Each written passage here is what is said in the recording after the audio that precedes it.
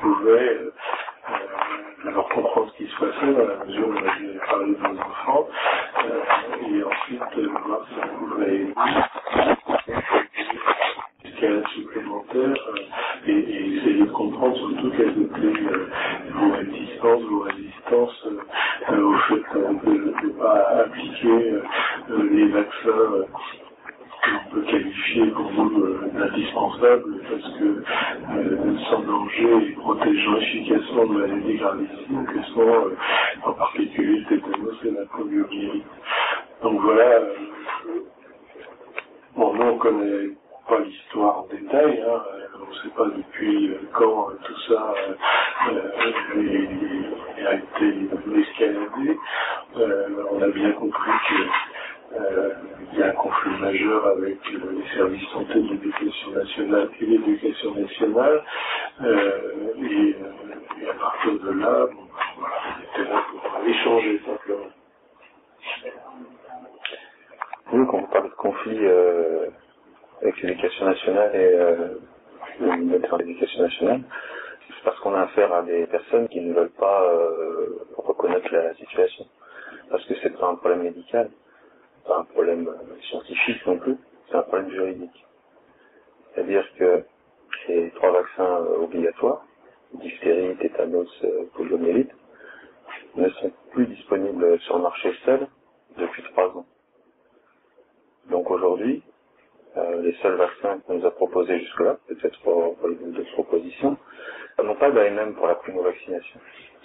Donc on se retrouve dans une situation où, en cas d'effet indésirable, et comme vous dites, noté sans danger, il y a des accidents post-vaccinaux. Donc en cas d'accident post-vaccinal, il y a une possibilité de recours à l'État. C'est l'article 1111-9 du Code de la santé publique qui prévoit une possibilité d'indemnisation, à condition d'avoir fait uniquement vacciner avec les 3 valences obligatoires. Et que le produit a une AMM en France pour la primo-vaccination. Voilà le problème. Et vos enfants ont quel âge? Parce que... Les enfants ont 4 ans et 6 ans. Donc vous voyez que mon enfant de 4 ans, qui est né fin 2007, le produit a été retiré en juin 2008, n'a pas pu être vacciné. Alors, maintenant vous parlez de conflit. Le médecin conseil de l'inspectrice d'académie s'en prend à nous parents, alors que nous ne comprenons rien. C'est le ministère de la Santé, il y a 3 ans, qui a décidé de retirer le vaccin pour cause d'une augmentation des effets indésirables.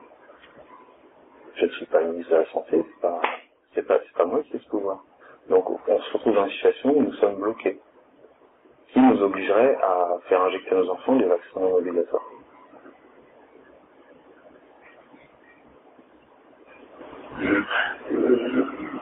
Votre enfant est né il y a 6 ans. Ce problème-là, vous le mettez dans un cadre juridique et de disponibilité de vaccins, mais votre démarche de protection vis-à-vis de l'aîné, elle n'a pas été faite antérieurement, puisque vous dites souvent que la non-disponibilité du vaccin, et puis apparemment il y a quand même des possibilités, de trouver les 3 valences uniquement, mais antérieurement vous étiez déjà opposé de toute manière. Ah bah non, parce que mon fils a reçu de nombreux vaccins qui totalisent 7 valences. Vous n'avez pas amené les cartes de santé de vos enfants? Non, c'est pas nécessaire. Donc votre aîné de... Donc ça montre bien que, contrairement à ce que vous dites, on n'est pas dans une position anti-vaccin, anti-vaccinaliste, comme on a pu nous entendre être qualifié. Mais du coup, votre aîné de 6 ans, il a eu sa primo-vaccination? Voilà, la 4e injection. Il a développé une maladie qui est inscrite à la liste des effets secondaires parmi les vaccins qu'il avait reçus, les produits qu'il avait reçus. Donc, à partir de là, on s'est mis à observer davantage que sont les vaccins. Et on a commencé à estimer le rapport bénéfice. Ça correspondait à la période du retrait du vaccin, le vaccin DTP. Donc on s'est dit, on va attendre, c'est un retrait provisoire, on va voir comment les choses évoluent, puisque c'est un retrait temporaire. Nous sommes 3 ans, presque 3 ans et demi après, la situation est toujours la même. Bah, pas tout à fait quand même, parce que pour les enfants, depuis qu'on a retiré le DT polio, Oui. pour les enfants justement qui ont besoin de cette vaccination, surtout pour les enfants qui ne pouvaient pas recevoir la vaccination avec la valence coqueluche, qu'ils avaient des vraies contre-indications à cette valence, on a la possibilité de vacciner quand même les enfants avec un vaccin qui a la valence diphtérie et tétanos et un autre qui a que la valence polio. Et c'est quoi ce produit? Alors le premier vaccin il s'appelle DT-Vax, il Oui. est mis à disposition par le laboratoire Sanofi Pasteur, et le deuxième il s'appelle Immovax Polio. D'accord. C'est donc des vaccins, au lieu que ce soit un seul dans la même injection, ça nécessite de faire 2 injections différentes. Mais ça, c'est depuis qu'on a retiré le DT polio qu'on a cette possibilité. Donc, c'est pour ça que moi, je suis un petit peu surprise. Oui, mais on se trouve dans cette impasse. Sauf que c'est une possibilité qui mène à l'impasse quand il s'agit s'il y a des effets indésirables, il y aura impossibilité d'utiliser l'article 3119 du Code de la santé publique. Mais non, parce qu'ils ont une AMN pédiatrique, ces vaccins. Le DT-Vax, j'ai appris de Sanofi Pasteur qu'il n'était plus commercialisé, qu'il était offert. Il est plus commercialisé depuis 1999 et il n'est plus disponible dans le circuit pharmaceutique. Oui, il faut faire une demande spécifique. Donc, comme il n'y a pas d'AMM pour la primo-vaccination, on se retrouve dans l'impasse vis-à-vis de la possibilité de recours en cas d'effet indésirable. En plus, il contient des produits dangereux, qui sont reconnus comme toxiques. Il n'y a pas de produit qui permet de répondre à l'obligation sans perdre la garantie de l'État. C'est constitutionnel, ça. L'État oblige, l'État garantit. Sauf que depuis 3 ans, depuis qu'il n'y a plus le DPP seul, l'État ne peut plus garantir. C'est qui va prendre la responsabilité? Moi, je vais poser la question. Les conseillers sont-ils les payés?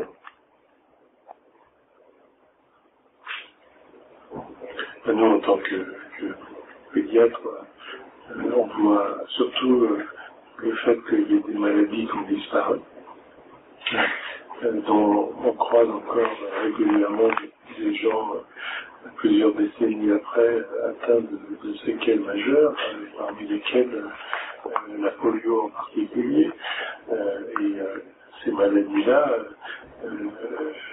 et la diphtérie, enfin surtout le tétanos, je veux dire, nos enfants, et surtout le deuxième, ils sont complètement exposés. Donc,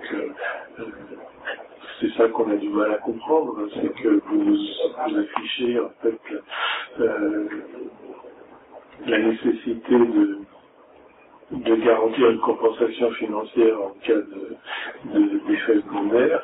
Nous, on voit surtout que ces maladies pédiatriques, elles ont disparu grâce au vaccin, que alors, peut-être qu'il y a quelque chose qu'on ignore, mais quand même l'immensité des vaccins réalisés ne débouche pas sur un risque important pour les enfants conçus, et sur le long terme, j'en sais rien, que les choses peuvent évoluer, mais je peux toujours parler de ça. Tant qu'on n'est pas victime, tout à fait, je comprends bien ce que vous dites. Alors, en revanche, quand on est victime, c'est du 100%. Rapport bénéfice-risque, on sait de quel côté il penche.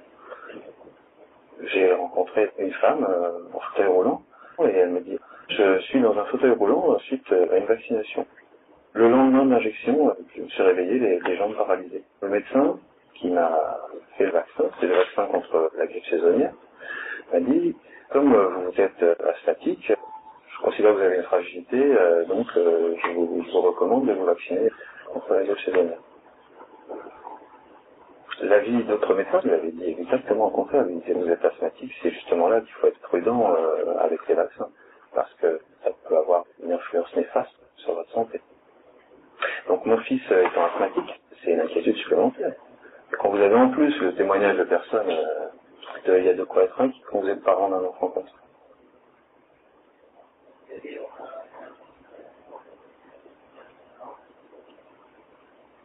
Maintenant, vous me parlez du tétanos, de l'exposition. J'aimerais bien que vous me donniez des chiffres, parce que c'est pas difficile d'en avoir, des chiffres officiels sur les cas. Quelle tranche d'âge ça touche? Les chiffres sont difficiles à avoir, tout tout simplement parce que la plupart des gens sont protégés contre le tétanos. Donc, pourtant, c'est une maladie qui n'est pas auto-immune, on peut l'attraper plusieurs fois dans sa vie. Non, mais ils ont donc le fait d'être... que quand on vaccine, on fait des rappels ensuite. Oui. Hein, donc le tétanos, on a un rappel tous les 10 ans. Oui. Donc si on est correctement protégé, on n'a plus de raison de présenter la maladie. Quelle garantie a-t-on que n'importe quel individu qui va être vacciné sera protégé pendant 10 ans? Il y a des études qui... Je veux bien vous croire, mais je n'ai pas reçu cette garantie. Qui peut le garantir? Enfin, on ne peut pas... On ne peut pas faire un vaccin si on n'est pas sûr de son efficacité. Donc là, en plus, on désire, parce que moi, ma question, c'était quel est le risque par rapport au tétanos? Combien il y a de cas sur la population? Quelle est la prévalence du tétanos dans la région? On ne peut pas vous donner un chiffre de prévalence dans la mesure où la population est dans l'ensemble immunisée. Il faudrait qu'on vous donne une prévalence sur une population non immunisée, que vous puissiez vous faire une idée. Et actuellement, dans la plupart des pays, les populations sont immunisées, donc on ne peut pas vous donner de chiffres. Les populations sont vaccinées.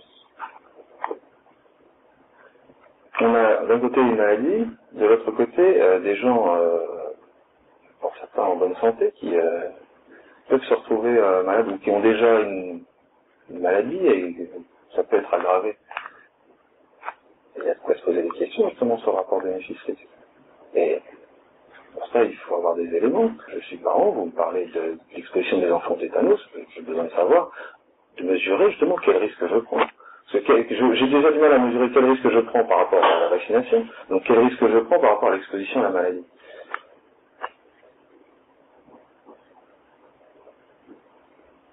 Nous, on voit ça plus sur le versant de ce que c'est qu'un patient en réanimation avec... c'est vrai qu'on ne comprend pas l'âge pédiatrique, mais il y a plusieurs... tout le monde sait que chez les gens qui avancent dans l'âge et qui n'ont pas fait leur rappel, il y a des cas de tétanos dramatiques, évidemment, bien sûr, chez les sujets âgés, parce que toute la population jeune a été vaccinée. Et donc, nous, c'est par rapport à ce risque individuel absolument dramatique et par rapport à la conviction de l'inocuité d'un vaccin qu'on a vu se faire sur des dizaines de milliers d'enfants avec l'absence de preuves que ça entraîne des complications. Donc voilà, à partir de là, je ne sais pas comment on peut avancer, mais exposer à la survenue d'une polio ou d'un tétanos, nous, ça nous paraît difficilement acceptable, quoi. Je vous entends bien. D'un point de vue comme d'un autre, c'est difficilement acceptable. Quand vous avez un enfant a priori en bonne santé qui déclenche une maladie inscrite à la liste des faits indésirables du vaccin, il y a de quoi être inquiet. Nous en sommes bien. Vous êtes persuadé que l'asthme est survenu J'ai pas trouvé encore d'éléments qui peuvent aller à l'encontre. Tout le monde, on sait qu'il existe des accidents post-vaccinaux. On peut entendre plein de personnes le nier. Ça ne changera pas qu'on le sait. Je peux pas ne plus savoir. Mon enfant, il est en bonne santé. Je ne sais pas pourquoi je prendrais le risque, un enfant en bonne santé, de lui faire injecter un produit dont on ne garantit pas qu'il est sans danger. Et dont on ne garantit pas l'efficacité et dont personne n'est prêt à engager sa responsabilité. Je suis parent, donc je suis au sens du code civil, même au sens des droits de l'homme, ça serait en conscience tenter de porter atteinte à l'intégrité humaine, à mon fils. Vous pensez que la seule justification d'avoir créé des vaccins, c'est les lobbies pharmaceutiques et... Ça, je n'en sais rien. On entend parler, effectivement, vous le dites.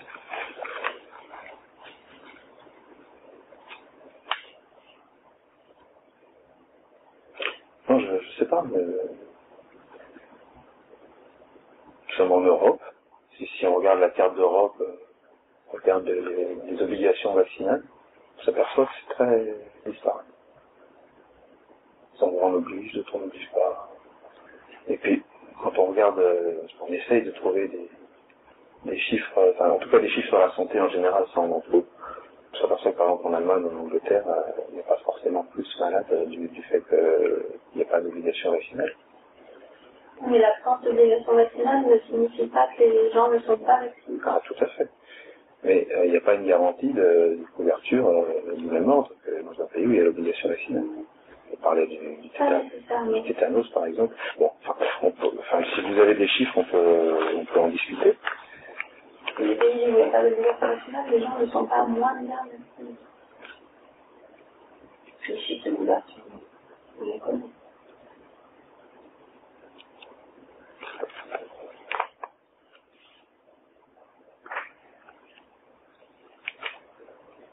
Dites-moi, là, je vous ai écouté et je vous ai présenté le problème. Si vous avez des solutions à m'apporter. Bon, je sais pas, peut-être pas dans l'instant. Je vais préparer une lettre. J'ai besoin d'informations.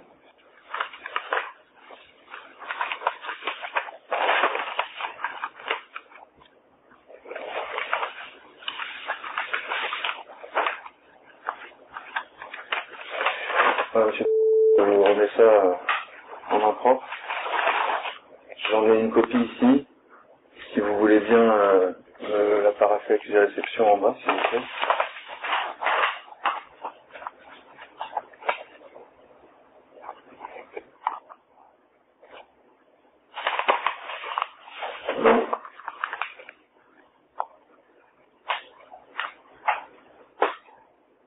Et vous l'avez préparé avant de nous rencontrer. C'est original. Oui, tout à fait. Ben, j'aurais modifié certaines mentions si j'avais eu un discours différent.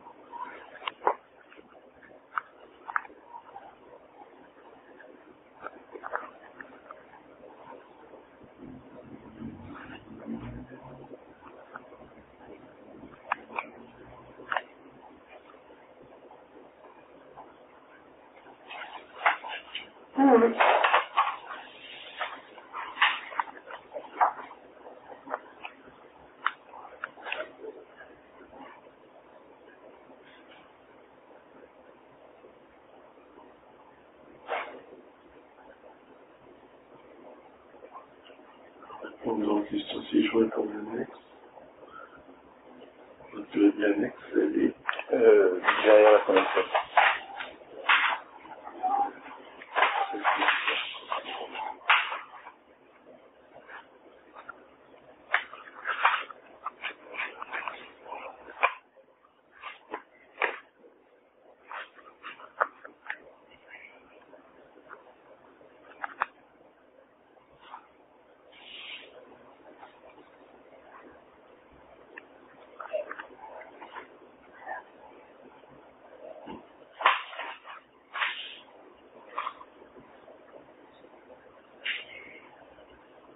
Vous devez avoir toutes les réponses à ces questions-là. Ah non, sinon je ne me les poserai pas. Et comme je ne suis pas médecin, je préfère avoir celle d'un médecin.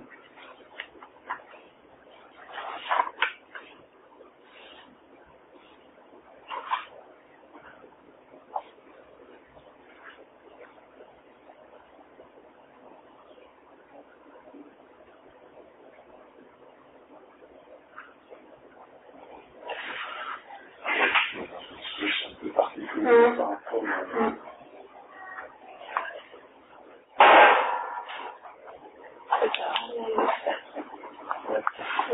Je voudrais bien signer accusé de réception.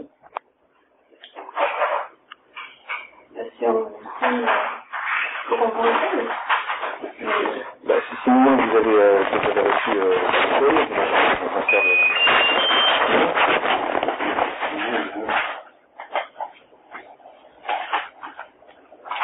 voilà. Merci, monsieur. Personnellement, je n'ai rien à ajouter. Je vous écoute. Ce qui risque de se passer, c'est qu'on nous demande surtout de vérifier s'il y a ou pas une contre-indication. On reverra précisément les contre-indications et les risques, et puis on répondra à ceux qui nous solliciteront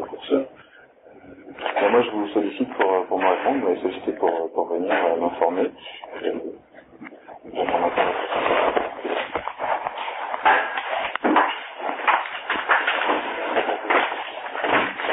Bon retour. Au revoir, madame. Au revoir.